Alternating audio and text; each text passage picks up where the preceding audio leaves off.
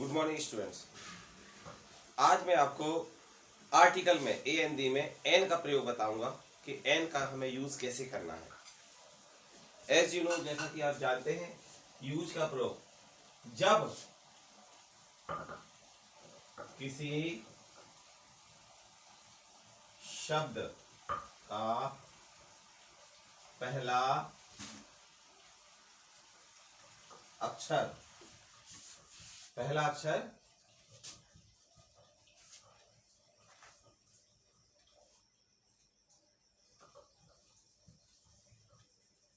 Vowel से शुरू हो और उसकी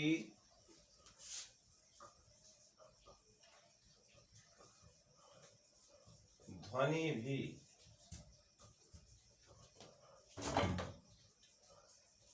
स्वर की ही हो, तब उस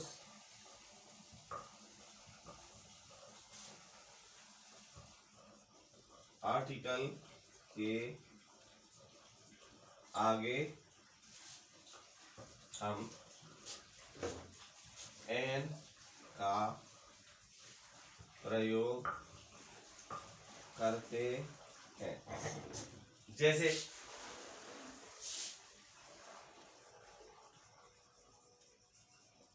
फॉर एग्जाम्पल हम ये देखेंगे कि कैसे इसका यूज करना है। जैसे अम्ब्रेला,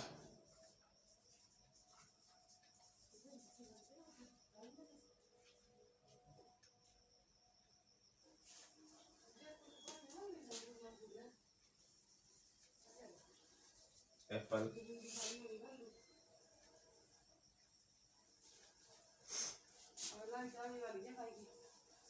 अनियन,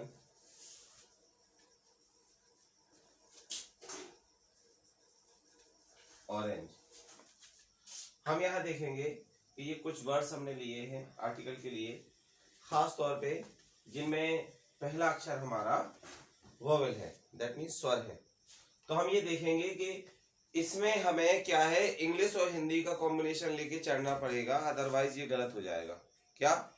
इंग्लिश और हिंदी दोनों को लेके चलना पड़ेगा, अदरवाइज ये गलत हो जाएगा। क्योंकि अब देखें कैसे, तो हम ये देखेंगे ये अम्ब्रेला, तो इसका यू पहला अक्षर क्या है, यू, और इसकी ध्वनि किसकी आ रही है, आ की। किसकी ध्वनि आ रही है? इसकी जो ध्वनि आ रही है वो आ रही है आ की। आ अगर हिंदी वर्णमाला के हिसाब से देखा जाए तो ये स्वर है। क्या? आ क्या है? एक स्वर है, इसीलिए हम इसके आगे क्या लगाएंगे, एन। क्लियर? हम इसके आगे एन का प्रयोग करेंगे। हम ये देखेंगे एप्पल, एप्पल मतलब ए, तो यहां पे देखेंगे हम ए लगा हुआ है, ए, तो ए इस और इसका उच्चारण क्या है हमारा, आ रहा है ए। और हिंदी वर्णमाला के अनुसार देखेंगे तो यह भी हमारा क्या है, एक स्वर है, तो हम इसके आगे क्या लगाएंगे, एन, एन एप्पल। अब अनियन, ये देखेंगे यहाँ पे ओ लगा हुआ है, और यहाँ पे इसका जो प्रोनाउंसिएशन आ रहा है हिंदी वर्णमाला के अनुसार देखेंगे तो आ रहा है, क्या, आ। तो इसके आगे भी हम क्या करेंगे, एन का प्रयोग करेंगे। ओके। अब ऑरेंज, ऑरेंज, इसमें इसकी ध्वनि आ रही है, इस वर्ड में ओ की ध्वनि आ रही है, किसकी, ओ की। और आप हिंदी वर्णमाला के अनुसार देखेंगे तो इसमें भी, ये भी हिंदी वर्णमाला के अनुसार क्या है, एक स्वर है, तो हमने क्या किया, इसमें यूज एन कर दिया। क्लियर? अब इसके साथ हमें इस बात का भी ध्यान देना है कि अगर ऐसे कुछ वर्ड हैं जो हमारे वोवेल से तो स्टार्ट हो रहे हैं, मतलब किससे, स्वर से तो स्टार्ट हो रहे हैं, लेकिन उनमें उसकी ध्वनि स्वर की नहीं आ रही है, ध्वनि स्वर की नहीं आ रही है। यूनिवर्सिटी या यूनिवर्सल, ठीक है। तो आप ये देखेंगे कि ये दो वर्ड हमने लिए हैं खास तौर पे इस वजह से, क्योंकि आपको ये चीजें समझ में आ जाए। तो यहां भी यू से स्टार्ट हो रहा है शब्द, यहां भी यू से स्टार्ट शब्द हो रहा है, लेकिन हमने यहां एन लगाया क्योंकि यू का जो प्रोनाउंसिएशन यहाँ पे आ रहा है, क्या, अम्ब्रेला। यू का प्रोनाउंसिएशन क्या आ रहा, अम्ब्रेला आ रहा, आ से आ रहा है। लेकिन यहाँ यूनिवर्सिटी, यहाँ इसके आगे हम एन का प्रयोग नहीं करेंगे, इसके आगे क्या करेंगे, ये देखिए इसमें जो इसका प्रोनाउंसिएशन आ रहा है यू से आ रहा है, यूनिवर्सिटी। यूनिवर्सिटी नहीं कहते किसी से, तो आप ये देखें यूनिवर्सिटी। तो जब यू से, इंग्लिश के यू से हिंदी के या का प्रोनाउंसिएशन आए तो हम क्या करेंगे, उसमें आ लगाएंगे, क्या। और इस तरह इसमें भी देखेंगे ये यूनिवर्सल है, यूनिवर्सल, इसमें इसका यू का जो प्रोनाउंसिएशन क्या है, आ से नहीं आ रहा है, इसका प्रोनाउंसिएशन आ रहा है यू से, यू मतलब या। और अगर हिंदी वर्णमाला के अनुसार देखेंगे तो या हमारा क्या है, एक व्यंजन है, इसीलिए हम इसके आगे ए का प्रयोग करेंगे।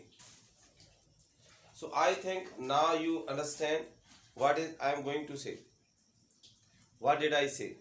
आपको इस बात का ध्यान रखना है आर्टिकल बनाते समय, आर्टिकल यूज करते समय, कि हमें कई तरह की जो डेफिनेशन है, जैसे मैंने कल आपको बताई थी वो डेफिनेशन और जो आज की डेफिनेशन, दोनों डेफिनेशन को याद रखना है। लेकिन इस बात का भी ध्यान रखना है कि इसको हिंदी और इंग्लिश दोनों को लेके चलना है, क्या, इंग्लिश और हिंदी दोनों को लेके चलना है। अगर आप इसको टोटल इंग्लिश टू इंग्लिश करेंगे तो ये गलत हो जाएगा, समझ रहे हैं आप कि नहीं।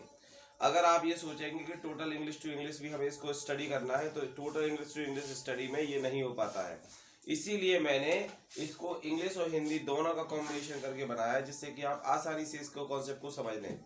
तो कॉन्सेप्ट हमारा ये है कि हमें आर्टिकल यूज तो करना है, लेकिन इस बात का ध्यान रखना है कि जो उसका प्रोनाउंसिएशन है वो हिंदी वर्णमाला के अनुसार कॉन्सोनेंट में है, मतलब स्वर में है कि व्यंजन में है, क्या, स्वर में है कि व्यंजन में। अगर स्वर में है तो हम उसके आगे एन का प्रयोग करेंगे, और व्यंजन में है तो आ का प्रयोग करेंगे। That's all for now. Thank you.